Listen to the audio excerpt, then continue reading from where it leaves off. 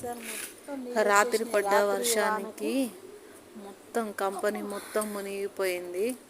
ఆహా, ఒక 7 మొత్తం సంవత్సరాల క్రితం, జలమయం 6 అయిపోయింది సంవత్సరాల కంపెనీ క్రితం అంతా. అనుకుంటా కంపెనీ మొత్తం లోతు అంటే లోపల అక్కడంతా దాదాపు ఒక మునిగింది కదా 4 అడుగుల హైట్. ఎత్తుతోటి వెల్డింగ్ వాటర్ మిషన్ మొత్తం షెడ్, కంపెనీకి వచ్చి వెల్డింగ్ మిషన్ పైన అన్నీ పెట్టలేము మనం. మునిగిపోయాయి.